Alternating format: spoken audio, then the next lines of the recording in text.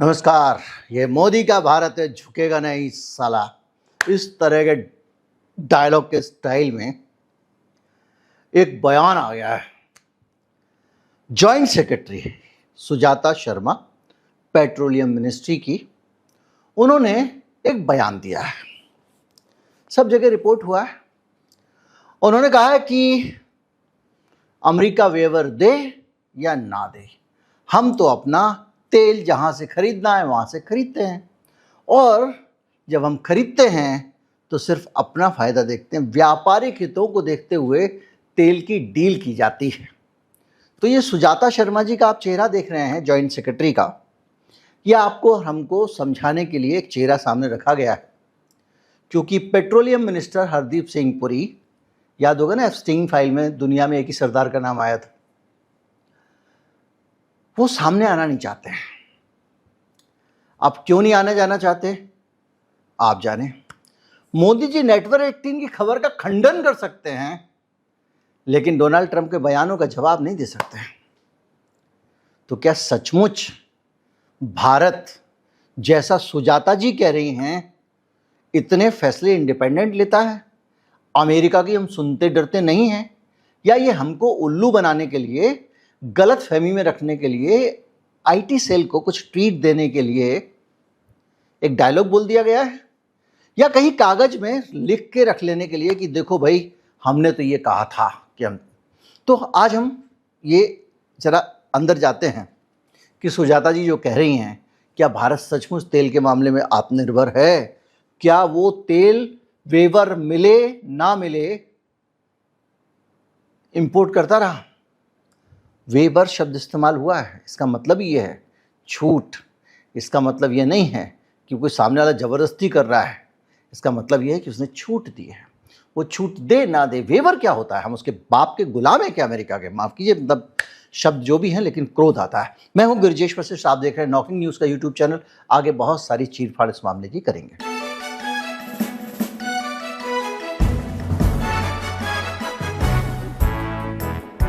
भाई, अगर हम फैसला देते हैं, फैसला करते हैं कि हमने तय कर लिया है कि हम तेल जो है वो खरीदेंगे तो अपनी मर्जी से, बहुत अच्छी बात है। सचमुच ऐसा है कि हमारा देश इस तरह से स्वाभिमानी देश रह गया है, तो इससे अच्छी बात क्या हो सकती है? पर थोड़ा सा तथ्यों में आप झांकेंगे तो ये 28 तारीख का बयान है, 18 तारीख का, और 14 तारीख को इन्हीं माहेश्वती जी के देश में इसी सरकार के, इसी पेट्रोलियम मंत्रालय की तरफ से अमेरिका को चिट्ठी गई थी। सर जी, आपने जो छूट दी थी ना रूसी और ईरानी तेल खरीदने की, अब वो छूट थोड़ी सी बढ़ा दीजिए। अमेरिका अगर कुछ तय नहीं करता है, वेवर से कोई फर्क नहीं पड़ता है, तो मेरी देश की सरकार अमेरिका के राष्ट्रपति के सामने याचक भाव में क्यों खड़ी थी? क्यों हमने तेल इंपोर्ट को लेकर वेवर मांगा? हमने रियायत मांगी, वो रियायत कर रहे हैं। रियायत शब्द समझते हैं आप? अगर आप इसको छोड़ भी दें तो इस सरकार का कैरेक्टर बार बार दिखाई देता है कि अमेरिका के बगैर तो मे आई गो टू टॉयलेट वाले मोड में रहती है। सरकार, कह रहा हूं, देश नहीं रहता। देश आज भी अमेरिका को उठा के फेंक देने की हालत में। अगर ईरान कर सकता तो हम 10 बार कर सकते हैं। तो ठीक है, कुछ लोग हैं, ठीक हो जाएंगे। तो कुछ दिन पहले देख लीजिए, बाकायदा एक एलएनजी जो है उससे भरा हुआ जहाज भारत में हमारे किनारे पे आ गया था, हमारे भारत के तट पे आ गया था, और वो जहाज रूस से एलएनजी लेकर आया था। एलएनजी क्या होती है? एलएनजी वो होती है जिससे मेरे और आपके घर में गैस जलती है, जो पाइप से आती है, जिससे बहुत सारे उद्योग और कारखाने चलते हैं। इस देश में एनर्जी का क्राइसिस चल रहा है, और ऐसे में एलएनजी से भरा हुआ रूसी ट्रक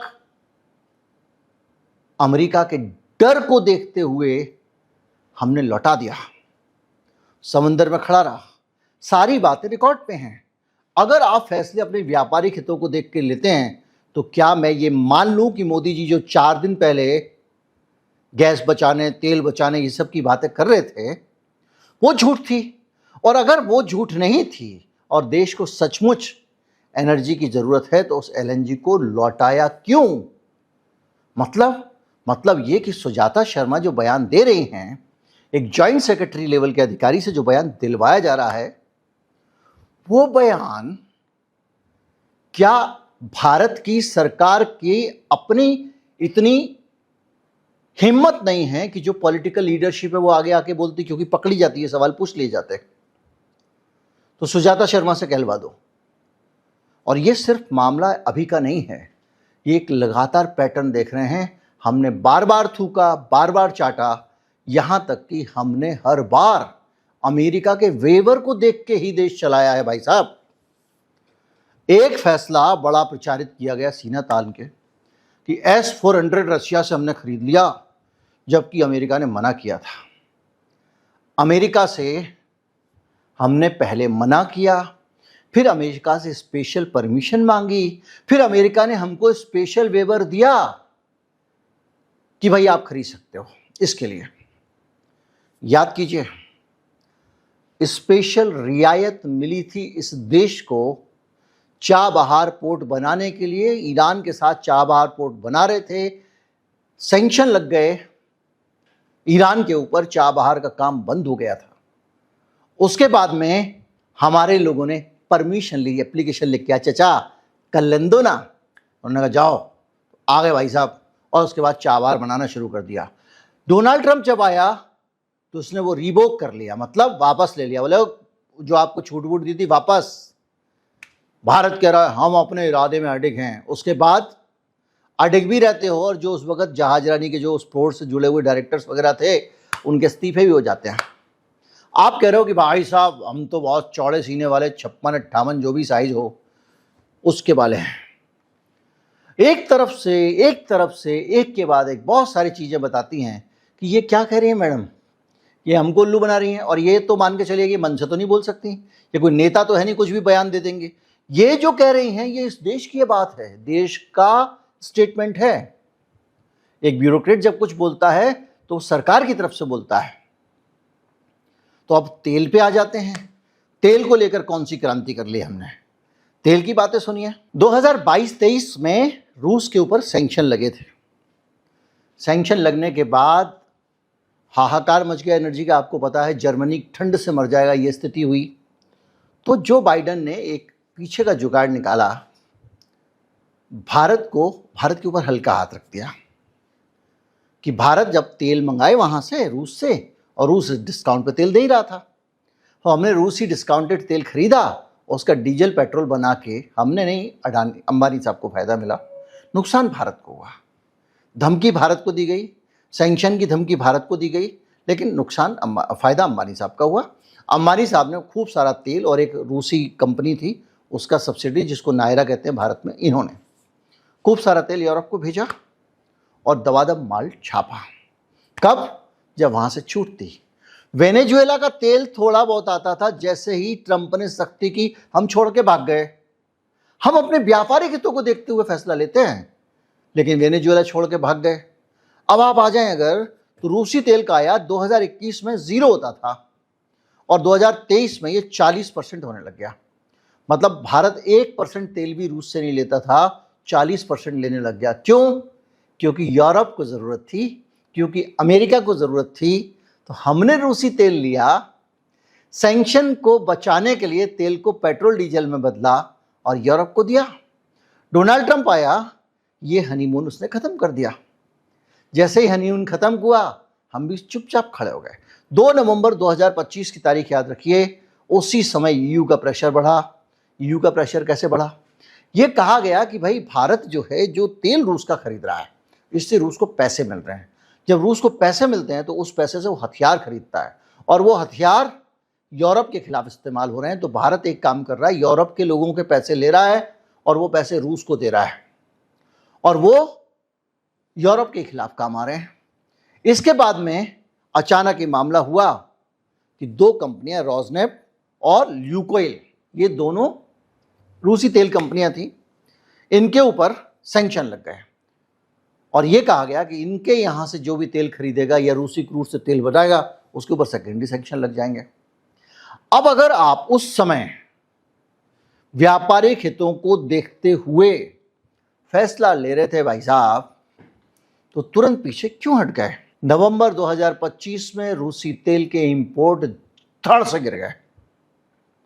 आप कह देते कि हमको कोई फर्क नहीं पड़ता, आप परमिशन देते हो नहीं देते हो, लेकिन आप सोचिए नवंबर 25 में लगभग 17% आवक गिर गई और ये 9 महीने का सबसे निचला स्तर था। रिलायंस इंडस्ट्री ने एक बयान जारी किया कि हम अब तेल नहीं खरीद रहे हैं। भारत की सरकार कह रही थी कि तेल खरीद रहे हैं, या कुछ बोल नहीं रही थी, चुप थी कि देश में लोग कहेंगे ये क्या हो गया, डर गए क्या? तो रिलायंस ने कहा हम कोई तेल नहीं ले रहे हैं, हमने तेल खरीदना बंद कर दिया है। शांति से हम बैठ गए।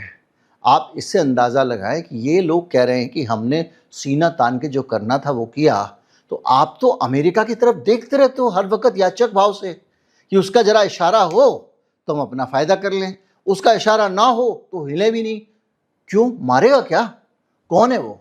आप देखें ये सारी की सारी 2026 के जनवरी में रिलायंस का बयान आया था, कोई रूसी क्रूड नहीं आया पिछले 3 हफ्तों में, और जनवरी में भी कोई आने की उम्मीद नहीं है। ये तब था जब अमेरिका ने चूंकि ये कहा कि हम सैंक्शन देंगे और यूरोपियन यूनियन की कंप्लायंस विंडो शुरू हो चुकी थी।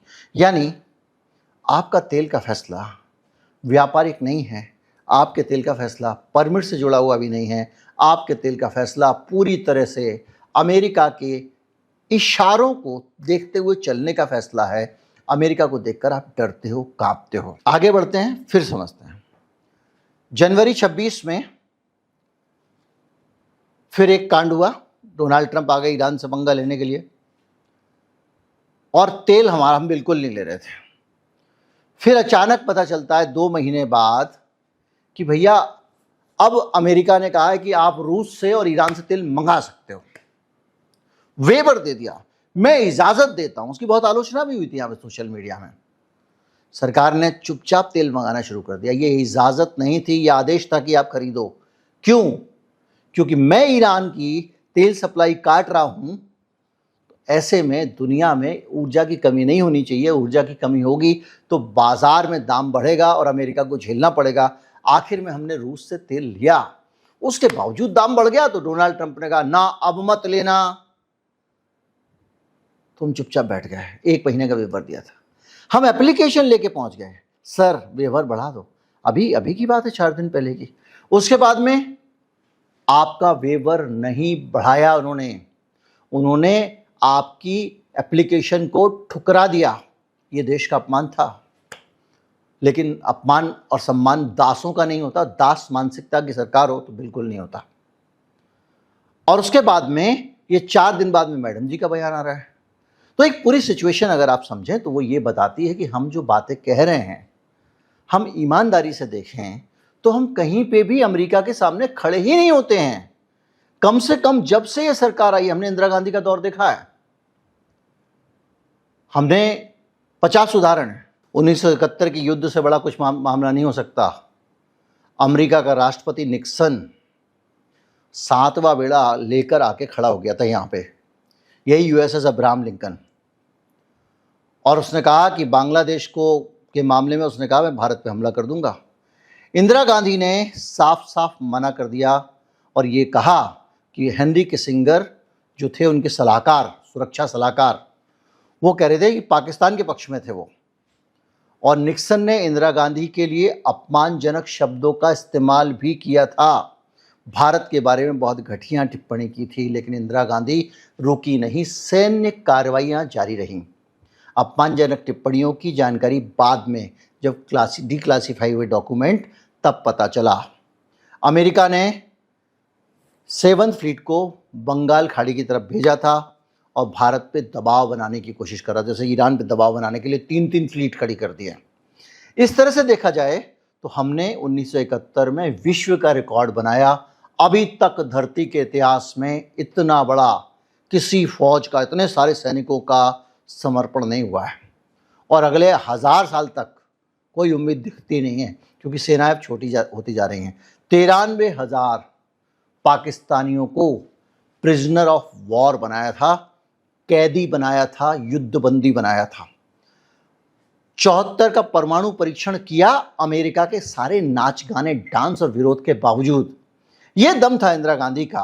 पोखरण किया, और हमारे भाइयों ने जो बाद में पोखरण 2 किया था, बुद्धा स्माइल्स, उसका फायदा तो पाकिस्तान को मिल गया कि हम तो पहले ही परमाणु बम बना चुके थे, तुमने एक ठो कर दिया, उसका पाकिस्तान तैयारी करके बैठा हुआ था। महीने भर के अंदर, 15 दिन के अंदर ही शायद उसने अपना परमाणु बम बना लिया। तो ऐसा लगता है कि उसको परमाणु बम बनाने का बहाना देने के लिए परीक्षण किया गया था, जिसको आज बड़ा महिमा मंडित किया था। मीडिया में सब जगह वही लोग बैठे हुए हैं। खैर, बार बार मोरारजी देसाई, वो तो आपको पता ही है, और यहाँ तक कि इंदिरा गांधी को CIA ने इमरजेंसी के टाइम पे तमाम तरह से घेरा, उसको लेकर विवाद है। यहाँ तक कि US इंडिया न्यूक्लियर डील के टाइम पे भी मनमोहन सिंह ने तगड़ा जवाब दिया। बहुत सारी चीज़ें एकदम, भारत संक्शन वंक्शन, डिप्लोमेटिक आइसोलेशन, तमाम चीज़ें चलती रहीं। लंबा हो जाएगा वीडियो। हमारी सरकार ने कभी झुका नहीं है, भारत देश कभी झुका नहीं, ना सैंक्शन के आगे ना किसी चीज़ के आगे। हम लोग न्यूट्रल रहते थे, निर्गुण आंदोलन वाले थे, जो अच्छा लगेगा वो करेंगे।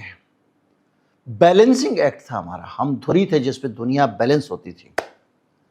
आज हम अमेरिका के सामने झुके हुए हैं और जनता को अभी भी उल्लू बना रहे, क्योंकि जनता तो वही है देश की जो झुकना नहीं जानती है। तो उसको कह रहे नहीं, हम झुके नहीं हैं। और झुके कैसे हुए हैं आपके सामने। उम्मीद करता हूँ कि इस वीडियो में बहुत डिटेल में गए बगैर काफ़ी जानकारी आपको मिल गई होगी। वीडियो अच्छा लगा हो तो ज़्यादा से ज़्यादा लोगों तक पहुँचाए, चैनल को सब्सक्राइब कर लें।